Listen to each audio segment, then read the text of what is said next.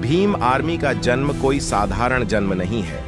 Bhim army Bharat का एकमात्र ऐसा संगठन है जो हर गरीब और हर एक वंचित की आवाज उठाने का काम करता है। कब तक दलितों को घोड़ी पर चढ़ने से रोका जाता रहेगा और कब तक दलितों की मूंछें काटी जाती रहेगी और कब तक ये अत्याचार होता रहेगा। तो सुनो भारत के वासियों, जब अन्याय सीमा लांघ जाए, जब संविधान के पन्ने राख बनते दिखें, तब जरूरत होती है एक ज्वाला की जो खुद जलकर समाज को रोशन करे। आज हम बात कर रहे हैं उस आग की, उस विद्रोही की जिसका नाम है चंद्रशेखर आजाद रावण। उत्तर प्रदेश के सहारनपुर जिले के छुटमलपुर गांव में 1987 में एक बच्चा जन्म लेता है। नाम रखा गया चंद्रशेखर, लेकिन नियति ने उसे नेता नहीं, ललकार बनाया था। समाज ने जाति की बेड़ियां पहनाई, पर इसने तोड़ डाली वो जंजीरें एक एक करके। वो किताबें पढ़ता है बाबा साहेब अंबेडकर की, फूले की, पेरियार की। सोचता नहीं, सवाल करता है सिस्टम से, समाज से, खुद से। और वहीं जन्म लेती है एक क्रांति। नाम रखा भीम आर्मी। मेरे प्यारे अंबेडकरवादियों, मुझे आप सभी से पूरी उम्मीद है कि आप अपने इस छोटे से चैनल दीपक राज अंबेडकर को सब्सक्राइब जरूर करोगे और जय भीम के साथ अपना एक कमेंट भी करोगे। और हाँ मेरे प्यारे मित्रों, अपने प्यारे से जिले का नाम कमेंट में जरूर लिखें ताकि हमें पता चल सके कि हमारी जगाई गई चेतना कहां तक पहुंच पा रही है। 2015 में चंद्रशेखर और उसके साथियों ने खड़ा किया एक आंदोलन, एक विचार, एक जंग। भीम आर्मी शिक्षा, संगठन और संघर्ष का मंत्र लेकर। न कोई बड़ी फंडिंग, न राजनीतिक रसूख, सिर्फ एक जिद थी और हौसले की ऊंचाई। 2017 सहारनपुर जल उठा, दलितों पर हमले हुए और रावण को बना दिया गया गुनहगार। गिरफ्तार हुआ, जेल गया, पर झुका नहीं, टूटा नहीं। जेल से लिखा, ये जेल की दीवारें मेरी सोच को कैद नहीं कर सकती। जेल से छूटते ही जनता ने उसे नेता नहीं, मसीहा बना दिया। उसकी आंखों में गुस्सा था मगर दिशा थी। हर जातिगत अत्याचार के खिलाफ खड़ा हुआ, हर मंच पर, हर गली में, हर जन को अधिकार की बात सुनाई। रावण ने साफ कहा, हम संविधान के रक्षक हैं, हम क्रांतिकारी हैं, मगर देशभक्त भी हैं। और फिर जन्म लेती है आजाद समाज पार्टी, सत्ता की राजनीति को चुनौती देने वाला, दलित, पिछड़े, अल्पसंख्यकों की आवाज बनने वाला संगठन।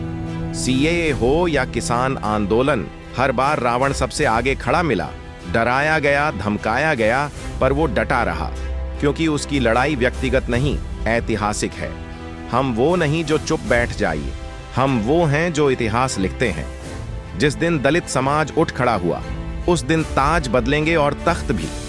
आज चंद्रशेखर रावण सिर्फ एक नाम नहीं, एक आंदोलन है, एक मशाल है, एक याद है उस लड़ाई की जो हक और बराबरी के लिए आज भी जारी है। और जब तक यह लड़ाई चलेगी तब तक गूंजेगा। कभी किसी ने कहा दलित पैदा होना पाप है, पर एक नौजवान खड़ा हुआ और बोला पाप तो चुप रहना है। वो नौजवान कोई और नहीं, चंद्रशेखर आजाद रावण था। सहारनपुर के एक छोटे से गांव में जन्मा ये लड़का। ना जमीन थी, ना जमानत, मगर सीने में था आग का दरिया जो कहता था मुझे नहीं, मेरी जात से डरते हैं ये लोग। जब दोस्त शादियों के सपने देख रहे थे, ये लड़का दलितों की शिक्षा के लिए स्कूल खोल रहा था। नाम रखा भीम आर्मी और नारा दिया, शिक्षा लो, संगठित हो, संघर्ष करो। 2017 में सहारनपुर की आग ने उसे देश भर का नाम बना दिया। सरकार ने दुश्मन समझा, भीम समाज ने हीरो। और उसने कहा मेरी लड़ाई व्यक्तिगत नहीं, ऐतिहासिक है। जेल भेजा गया, लेकिन जेल में बंद हुआ शरीर, आवाज नहीं। और जेल से निकलते ही वो फिर गरजा, मैं झुकूंगा नहीं। आज वो नेता है, पर नफरत की राजनीति का हिस्सा नहीं, बराबरी की राजनीति की शुरुआत है। आजाद समाज पार्टी उसी का परिणाम है। एक सपना जहां संविधान जिंदा हो। सीएए से लेकर किसानों की लड़ाई तक हर संघर्ष की पहली कतार में वो था, न पद के लिए, न पैसा, बस हक के लिए। अगर संविधान से टकराओगे तो हम चट्टान बनकर खड़े होंगे। आज चंद्रशेखर रावण एक नाम नहीं, वो चेतना है। हर उस इंसान की उम्मीद जो ये पूछता है क्या हम बराबर हैं, और फिर खुद ही जवाब देता है हाँ, और अब हम लड़ेंगे आखिरी सांस तक। हर युग में एक रावण पैदा होता है, जो सत्ता की परिभाषा नहीं, उसकी दिशा बदलता है, जिसे राक्षस कहने वाले भूल जाते हैं कि जब लक्ष्मण मरता है तो संजीवनी वही लाता है। और आज का रावण जाति तोड़ता है, शोषण जलाता है और इतिहास में वो नाम दर्ज करता है जो कभी मिटाया नहीं जा सकता।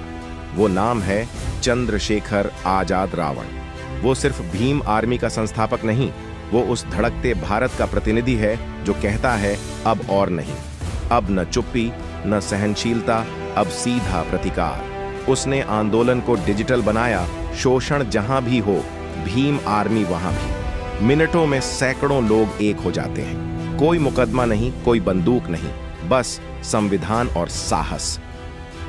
चंद्रशेखर आजाद का नाम अब सिर्फ गांवों में नहीं, यूनिवर्सिटी के सेमिनार हॉल में गूंजता है।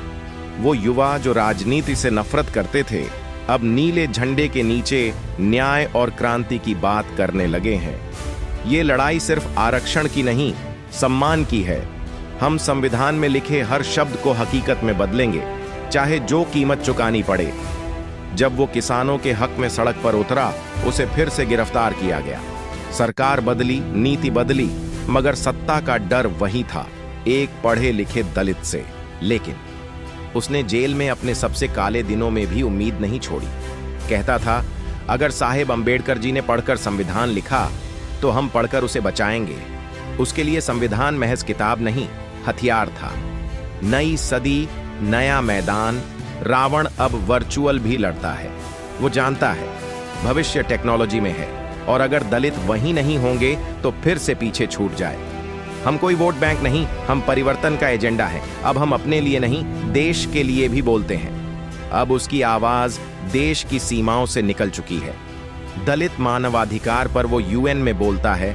ब्रिटेन, अमेरिका, जर्मनी में लोग जय भीम बोलते हैं, क्योंकि आवाज सच्ची हो तो सीमा नहीं मानती। अब वो सिर्फ नेता नहीं, एक पीढ़ी की मांग बन चुका है। हर बुजुर्ग, हर महिला, हर छात्र उसे उम्मीद की तरह देखता है। अब अगला ट्रैक है शिक्षा का। वो खुद की यूनिवर्सिटी खोलना चाहता है, जहां सिर्फ पढ़ाई नहीं, सोच दी जाए, जहां दलितों को IIT, IIM जैसी ट्रेनिंग मिले, जहां आत्मसम्मान पाठ्यक्रम का हिस्सा हो। अब रावण की अगली लड़ाई व्यवस्था के अंदर से है। सड़क से संसद तक का सफर अब उसके कदमों में है। अब वो सवाल पूछता है, हमें सिर्फ वोट क्यों समझा गया? और खुद जवाब देता है, अब हम सत्ता लेंगे संविधान के दम पर। 2024 देश बदलने का मौका। भीम आर्मी अब सिर्फ सड़कों पर नहीं, बैलेट बॉक्स में भी बदलाव लिखेगी। नीला अब सिर्फ रंग नहीं, राजनीति की नई भाषा है। कहानी अभी खत्म नहीं हुई, ये तो शुरुआत है एक नए भारत की, जहां न कोई छोटा है न बड़ा, जहां संविधान सिर्फ किताब नहीं, जीवन है, जहां रावण फिर जन्म लेता है हर उस दिल में जो अन्याय के खिलाफ खड़ा होता है। मैं कोई देवता नहीं, न कोई अवतार, मैं सिर्फ एक चेतना हूं जो तुम्हारे अंदर भी है। उसे जगाओ और फिर देखो कैसे इतिहास बदलता है। अगर वीडियो अच्छी लगी हो तो चैनल को सब्सक्राइब जरूर करें। जय भीम, जय संविधान।